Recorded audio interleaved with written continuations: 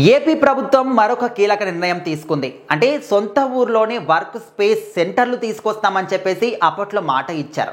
So ఇది సాధారణ విషయమా?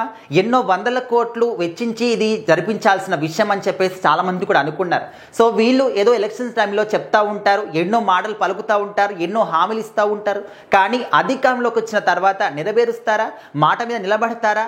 అంటే ప్రజలకు కొంత నమ్మకం ఉన్నప్పటికీ, నమ్మకం ఉంది కాబట్టి ఇప్పుడు కూటమి ప్రభుత్వాన్ని అధికారంలో కూర్చోబెట్టారు.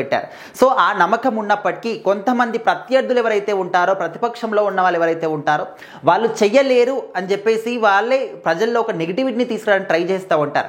కానీ ఇప్పుడున్నటువంటి కూటమి ప్రభుత్వం ఆ విధంగా కాదు, ఇచ్చిన ప్రతి ఒక్క హామీని కూడా నెరవేర్చే దిశగా ముందుకు తీసుకెళ్తా ఉన్నారు. మనం చూస్తూ ఉన్నాము, ఎప్పుడైతే అధికారంలోకి వచ్చారో అప్పటి నుంచి కూడా అంటే అన్ని హామీలు, ఇచ్చిన హామీలు, అన్ని పథకాలు ఒకేసారి అమలు పరచాలంటే ఇది మామూలు విషయం కాదు.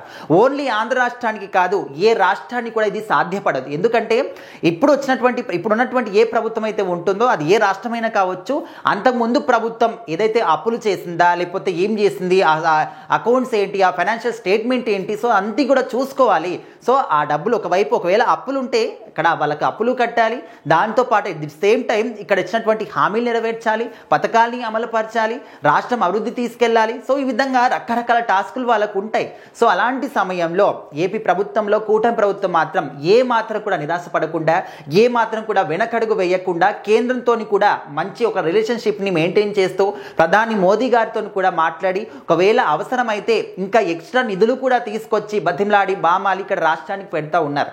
సో ఇప్పుడు ఏంటంటే ఎలక్షన్ సమయంలో చెప్పినటువంటి ఈ యొక్క వర్క్ స్పేస్ సెంటర్లు అనేవి ఖచ్చితంగా ప్రతి ఒక్క మండలంలో కూడా ఏర్పాటు జరుగుతాయి.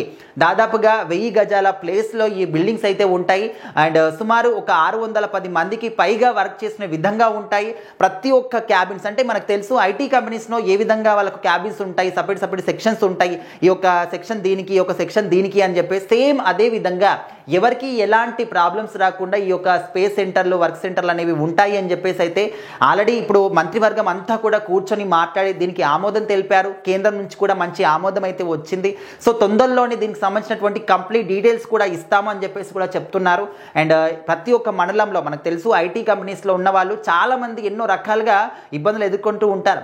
వాళ్ళు ఆఫీస్ ఎక్కడ ఉంటుంది, వాళ్ళు వర్క్ ప్లేస్ ఇక్కడ అంటే హైదరాబాద్లో వర్క్ ప్లేస్ ఉంటుంది అనుకోండి, వాళ్ళు ఉండేది ఆంధ్ర అనుకోండి, లేకపోతే బెంగళూరు అనుకోండి. సో ఈ విధంగా ఎన్నో రకాల ఇబ్బందులు ఉంటాయి. కొంతమంది ఇంట్లో వాళ్ళ ఆరోగ్య పరిస్థితులు బాగా ఉండవు, ఫైనాన్షియల్ స్టేట్మెంట్ బాగా ఉండదు. సో ఈ విధంగా ఎన్నో రకాల ఇబ్బందులు ఉన్న వాళ్ళు ఉంటారు. సో వాళ్ళు అక్కడికే వెళ్ళి వర్క్ చేయాలి అంటే అలాంటిది కూడా కాదు. సో అలాంటి వెసులుబాటు తీసుకొచ్చి ఇక్కడ హై స్పీడ్ ఇంటర్నెట్ కూడా ఉంటుంది, వీడియో కాన్ఫరెన్స్ హాల్స్ కూడా ఉంటాయి అని చెప్పేసి అయితే చెప్తూ ఉన్నారు. సో ఖచ్చితంగా చాలా మంది ఉద్యోగులకైతే ఇది ఒక మంచి బెనిఫిట్, మంచి న్యూస్ అని చెప్పుకోవచ్చు. సో ఏపీ ప్రభుత్వం మరొక మంచి నిర్ణయం తీసుకుంది అని చెప్పేసి అయితే చాలా మంది ఉద్యోగులు మెయిన్గా హ్యాపీగా ఫీల్ అవుతున్నారు.